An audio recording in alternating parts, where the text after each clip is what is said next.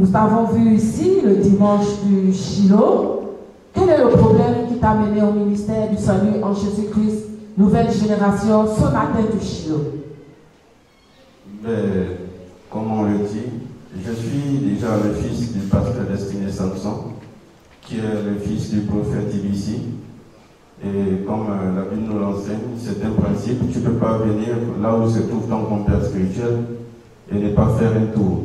C'est pourquoi le dimanche 7 dernier, nous étions ici pour passer le culte auprès de notre grand-père spirituel, prophète Ibisi, en vue d'un déplacement que nous avions prévu. La parole prophétique que mon grand-père spirituel, prophète Ibisi, m'avait délivrée ce jour était la parole selon laquelle on m'avait lancé un sort dans le but de me paralyser de mon côté droit, de mon corps. Et ce matin, je suis là encore pour confirmer cette prophétie parce que de temps en temps, que ce soit au boulot ou à la maison, je ressentais souvent des douleurs passagères de ce même côté-là. Et comme l'homme de Dieu pouvait le dire ce jour, que la grâce que j'ai eue, c'est parce que j'étais accroché à son Dieu. Et si je suis accroché à son Dieu, c'est par le canal de son fils spirituel, pasteur Destiné Samson, avec qui je prie et dont je suis son fils. Et après cette prophétie, l'homme de Dieu a prié pour toi. Et comment tu te sens aujourd'hui? Après cette prière jusqu'à maintenant, je me sens assez libre. Et après cette prière, même ce jour, j'ai senti comme une charge qui m'avait quitté. Et depuis ce jour jusqu'à maintenant, je me sens bien. Et voilà. Est-ce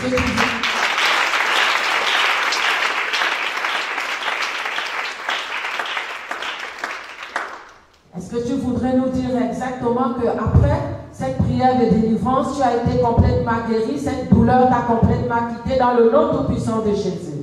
Oui, ce matin, je peux le confirmer parce que je sais que mon grand-père spirituel est un homme de Dieu oint. Et lorsqu'il délivre une parole, c'est pas en vain. Et par la suite, lorsqu'il relâche par le canal de tous les gestes et mouvements qu'il peut mettre en œuvre pour ta délivrance, c'est que la maladie pour laquelle il a prié ou encore la situation pour laquelle il a prié pour toi a déjà pris place. Et je crois et je confirme que cette situation a déjà disparu au nom du Dieu de mon grand-père spirituel.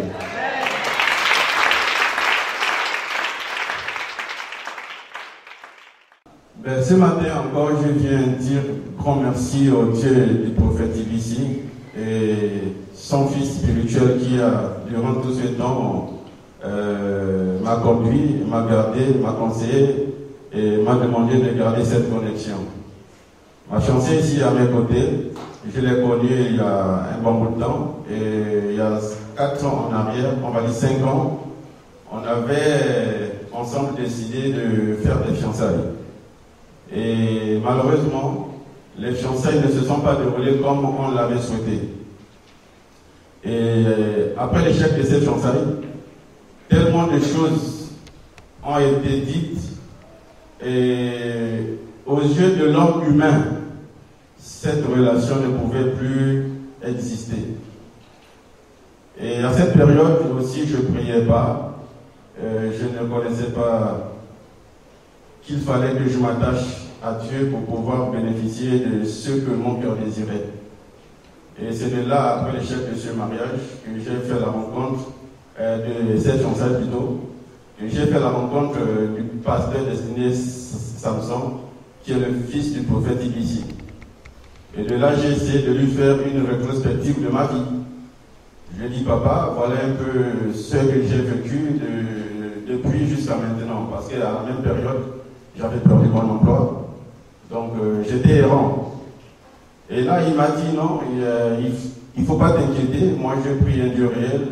Et là où je suis connecté, ce Dieu, il fait des grandes choses.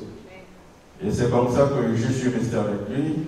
Le Seigneur a commencé à se révéler à nous par rapport à mon travail, par rapport à ma situation maritale. Et beaucoup de travaux spirituels se sont faits.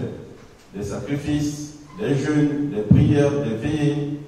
Et même ma fiancée ici à côté me disait que c'était plus possible au regard de l'échec, de l'humiliation que sa famille avait vécu.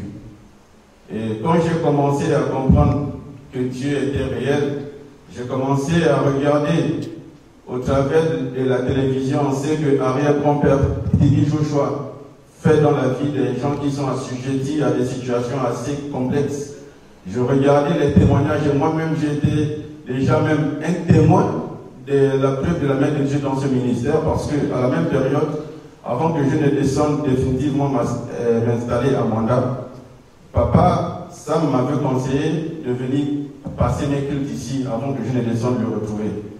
Et à la même période, je crois avoir déjà fait ce témoignage ici, j'ai été victime d'une MST, une maladie sexuellement transmissible qu'on appelle couramment le gono. Et ici, en ce lieu, le préfet Tibi m'avait guéri.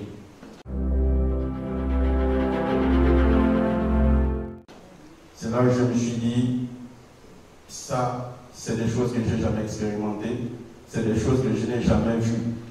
Et à cause de ce témoignage-là, j'avais basé ma foi sur la situation de ma fiancée et moi. Et c'est comme ça que le temps est passé. On a prié, papa nous orientait, papa nous mettait en jeûne et tout. Il était question que ma fiancée vienne me retrouver du côté de Mwanda. Elle me disait, c'est pas possible. Je lui ai dit, je prie un Dieu qui est vrai. Je suis attaché à un Dieu qui est réel. Le Dieu de mon père, il est vrai. Celui de mon grand-père, ici, il est vrai. Il n'y a pas de raison que tu sois dans la négativité. Et de là, le temps est passé jusqu'à ce que, à pareille période de l'année passée, puisqu'elle vivait ici au niveau de Libreville chez le petit frère de son papa, il était question que nous repartons vers lui pour demander des excuses par rapport à l'échec des fiançailles qui s'était passé. On a appelé un mois à l'avance, nous nous sommes préparés. Effectivement, nous avons fait le voyage l'année dernière de cette période et les choses s'étaient bien déroulées comme Dieu nous l'avait révélé. Et de là, nous sommes repartis sur Mwanda, elle m'a suivi. Il était question déjà aussi que nous allons sur Port-Gentil, mais cette fois-ci, demander la main. Parce qu'il y a une erreur qui a été commise. On ne va plus aller chez les beaux-parents dire que l'on vient faire les fiançailles. Non, on doit passer à la vitesse supérieure. Alléluia. C'est comme ça que j'informe à mon papa. Il me dit non, on va continuer à rester à travailler. On est resté dans les jeûnes, les prières, les sacrifices.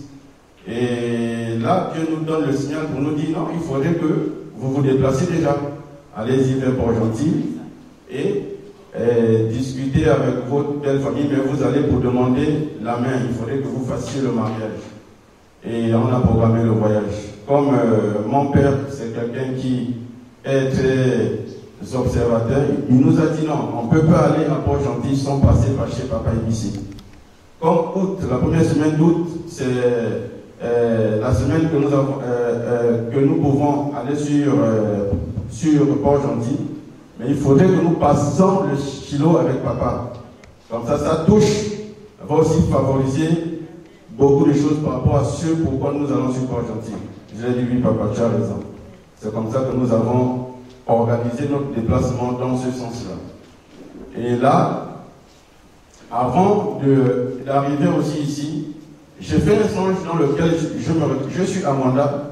Je fais un songe dans lequel je me retrouve dans cette église avec Papa ici, le Wiesman Christian, Papa Sam et le Wiesman Nelson. Et dans la révélation, je venais, Papa était en train de nous enseigner les choses spirituelles, mais je n'ai pas reconnu ce qu'il disait là-bas. Et Papa pouvait me dire, toi fils, j'ai dit oui papa. Il me dit, ton mariage est beaucoup combattu. Comme on dit, le Shiloh est un jour spécial. Et ce jour, nous avons vu la main de Dieu. Parce que pour ma fiancée, pour ses amis, pour les connaissances, c'était des choses impossibles. Mais par la grâce du Dieu d'ici, nous sommes arrivés sur Port-Gentil. Puisque le dimanche, après la prière ici, le lundi matin, nous sommes partis sur Port-Gentil. On a rencontré la famille, nous avons discuté, les choses se sont passées dans la quiétude, dans une atmosphère qu'on n'imaginait pas. Et nous voici de retour avec la demande de la main qu'ils ont acceptée. Et là, nous sommes en attente de la liste pour pouvoir finaliser la date du mariage. Amen.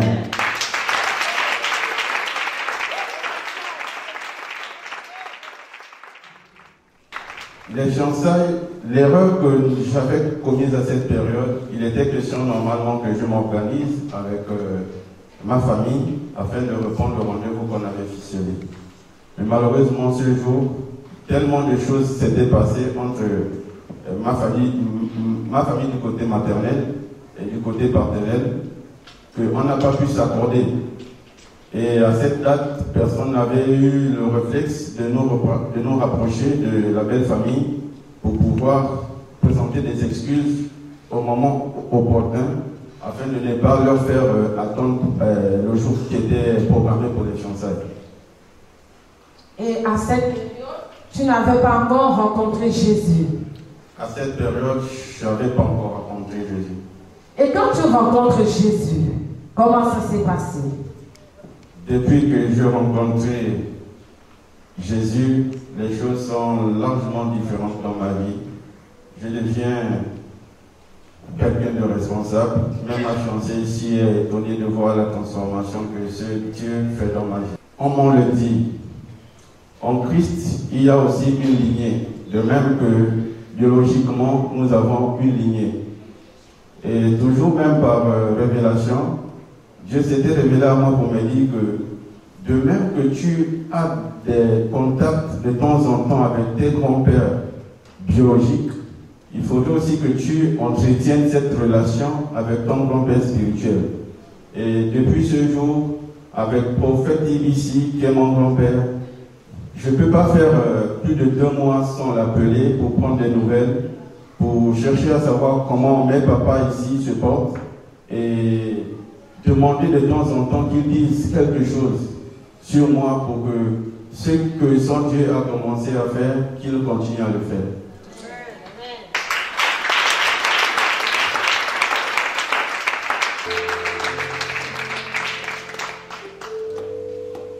Frère, ce matin, la porte de ton mariage est ouverte. Et qu'est-ce que tu peux dire à ce merveilleux Père céleste que nous avons? Si ce n'est lui dire merci, les mots me manquent. C'est lui dire un grand merci, parce que tout espoir était déjà perdu. Aujourd'hui, la lumière est là, la lumière est devant, et je lui dis merci.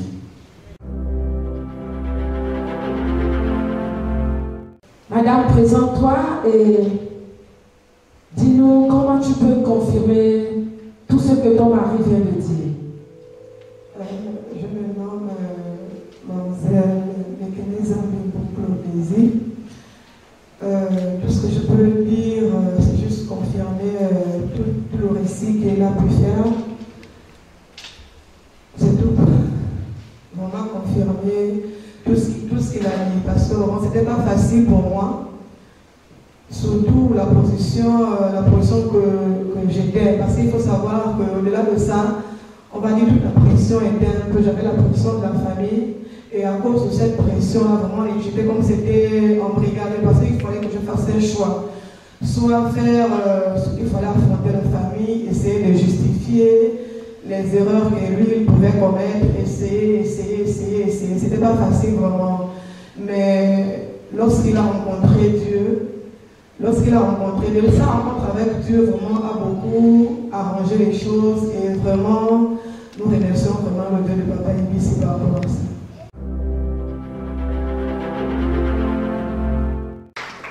Papa, nous t'avons vu ici, à Sénèque du Shiloh. Et qu'est-ce qui t'a amené ce jour-là?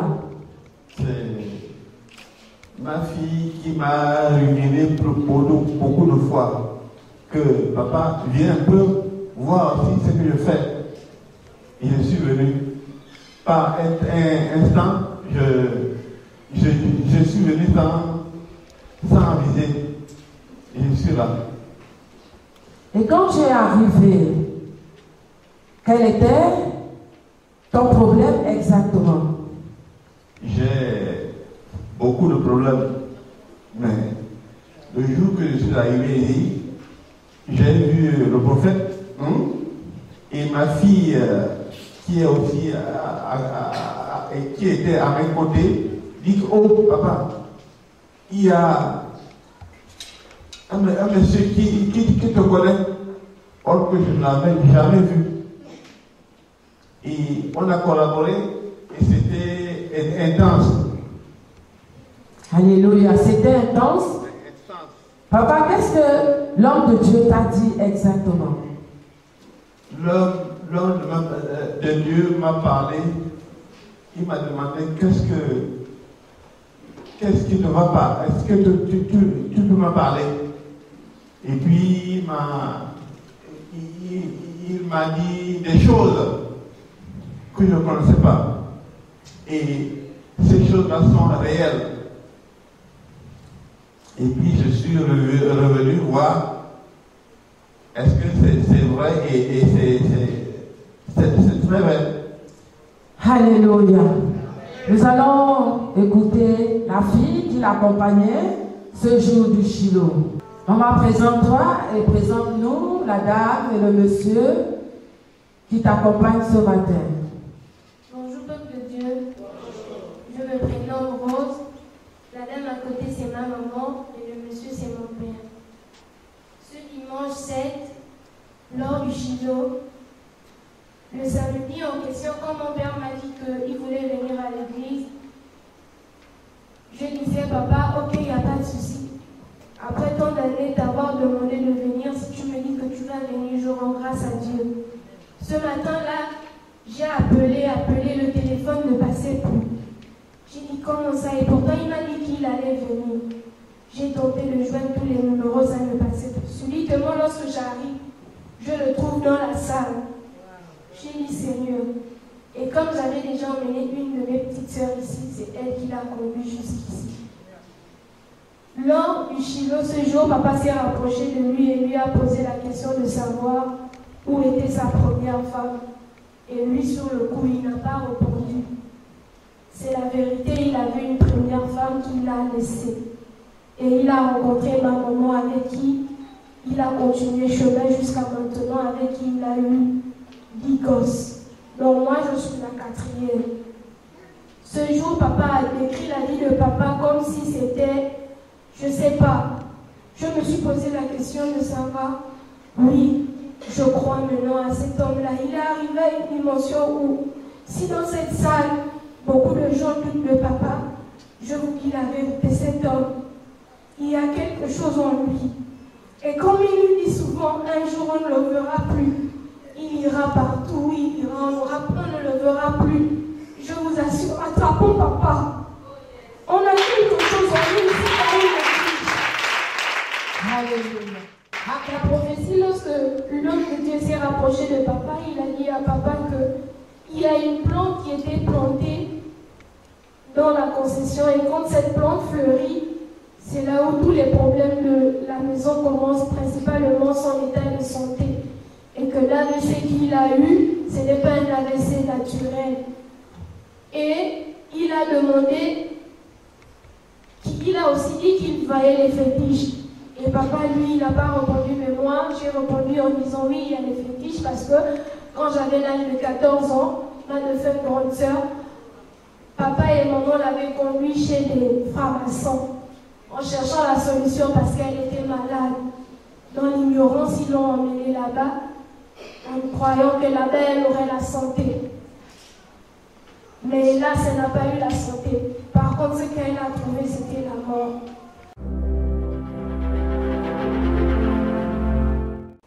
Lorsque papa et maman emmènent mon aîné chez cette dame, le jour que mon aîné sort de là où elle se traitait chez cette dame, la dame est venue lui déposer à la maison, faisait nuit.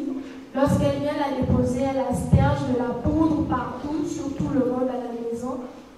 Et elle lui dit qu'elle va sécuriser la maison avec les gens avec qui elle était venue. Nous, dans l'ignorance, on ne savait pas ce qu'elle était allée faire. C'est lorsque le prophète donne la prophétie qu'on sait exactement ce qu'elle était partie faire. C'était pour aller planter ce fétiche-là. Ça s'est passé, j'avais l'âge de 14 ans, aujourd'hui j'ai 27 ans. Lorsque la dame arrive et qu'elle verse de la poudre et qu'elle plante ce fétiche, lorsqu'elle m'asperge d'abord de la poudre, elle et moi, moi, lorsqu'on se regarde, il y a eu comme une bagarre spirituellement entre elle et moi. Et lors de cette bagarre, elle a dit à papa et maman que j'étais un enfant qui n'était pas destiné à rester avec eux parce que c'est comme si j'étais la cause de leurs problèmes. J'ai senti comme si quelque chose de pas bien m'avait touché parce que il y a à l'intérieur de moi, il y a quelque chose qui a flanché et j'ai regardé la dame et lorsque je la regarde, elle dit à papa et maman que je ne suis pas un enfant bien. La santé de papa, c'était pas ça parce que une semaine avant, maman m'a appelé pour me dire que il y a ton papa qui ne réagissait pas. Et effectivement, la plante, elle a commencé à fleurir, comme on peut le voir si bien dans la photo. La plante a commencé à fleurir parce que elle était déjà, les racines étaient déjà toutes mortes. Donc 2 semaines de cela, papa a encore fait une crise. Oui, réellement, il perd la mémoire. À un moment, tu peux lui poser des questions, il te répond autrement, il ne va pas, il va à l'encontre de ce que tu dis. Et des fois, il est beaucoup agressif et il reste sur la défensive, parfois avec mes petits frères. Et maman, quand c'est comme ça, maman sent déjà que là, ce n'est plus lui qui agit, par contre, c'est son état de santé qui est en train de prendre maintenant un coup. Elle demande souvent aux enfants, elle nous demande à nous les enfants, qu'en particulier au nom moi, je ne savais pas que c'était comme ça qu'il était. Donc quand il réagit comme ça, maman me demande souvent de ne pas répondre, de le laisser. Elle a fait ça la nuit, elle a arrivé au milieu de la nuit, on dormait déjà pour venir déposer ma soeur. Et lorsqu'elle sort de la maison, elle nous laisse à l'intérieur, disant qu'elle va nous protéger pour que la personne qui est la cause de la maladie de ma soeur ne va plus venir nous déranger. Donc elle sort de la maison avec les gens avec qui elle était venue et elle a commencé à faire des incantations. Nous, on est restés à l'intérieur de la maison. Alléluia. Téléspectateurs dans le monde, notre sœur ici présente est en train de confirmer qui a été donné par l'homme de Dieu ce dimanche 7 du Shiloh dans cette salle au ministère du Salut en Jésus-Christ Nouvelle Génération. Effectivement, l'homme de Dieu disait que c'était sous forme de protection, mais ce n'était pas une protection. Alléluia. Acclamons Jésus pour cette confirmation. Acclamons pour le Seigneur.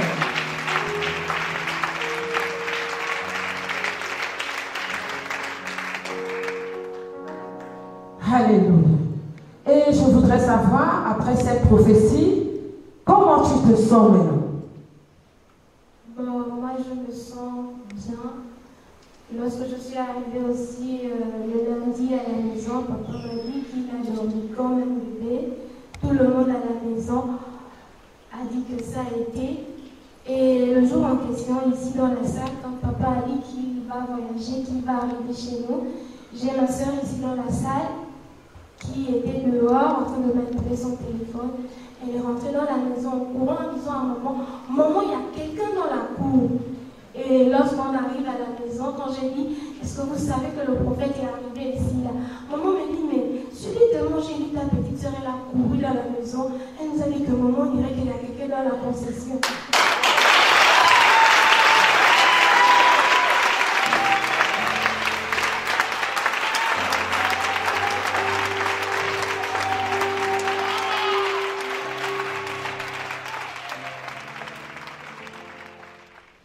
Le conseil que je peux donner, c'est de s'accrocher à Dieu. Comme papa nous dit toujours ici, là, chaque chose a son temps et le meilleur reste à venir. Ne soyons pas pressés parce que ce que Dieu a prédestiné pour nous, il va nous le donner un jour.